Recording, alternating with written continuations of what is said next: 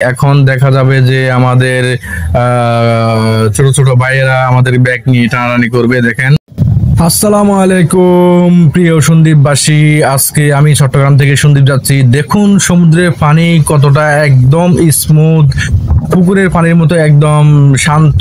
নদী স্পিড বোটের মধ্যে রয়েছে। এই মুহূর্তে আপনারা দেখতে পাচ্ছেন সমুদ্র কতটা সুন্দর এবং ওয়েদারটা কতটা ভালো আপনারা দেখতে পাচ্ছেন।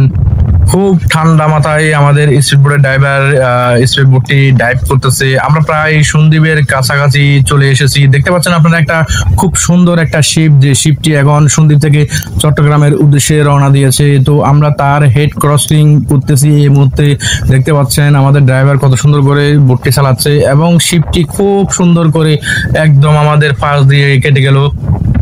দেখতে পাচ্ছেন অনেক সুন্দর একটা জাহাজ। উপভোগ করতে থাকুন। আপনারা দেখতে পাচ্ছেন এই মুহূর্তে প্রায় আমরা সন্দ্বীপের একদম কাছাকাছি চলে এসেছি। আর আমাদের স্পিড বোটের ড্রাইভারটা খুব ভালো, খুব সুন্দর করে বোটটি ডাইভ করতেছে। প্রায় আমরা চলে এসেছি। দেখতে পাবেন কিছুক্ষণের মধ্যে যে এখানে মানুষ, অনেকগুলো মানুষ আপনারা কিছুক্ষণের মধ্যে দেখতে পাবেন, যেগুলো আমাদের বোটে উঠবে, আমাদেরকে ব্যাগ ট্যাগ নিয়ে টানাটানি করবে। আপনারা দেখবেন কিছুক্ষণের মধ্যে। ওদের কাজই হচ্ছে রেগুলার এটা, যে আপনারা একটু সামনের দিকে গেলে সেটা দেখতে পাবেন, কারণ আমি পূর্বের অভিজ্ঞতা থেকে বলতেছি এখন সেটা।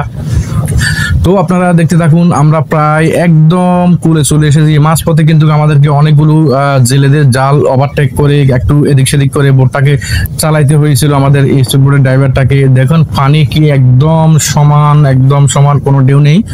এই সিজনে আসলে সন্দ্বীপ ট্রাভেল করাটার মজাই অনেক আলাদা।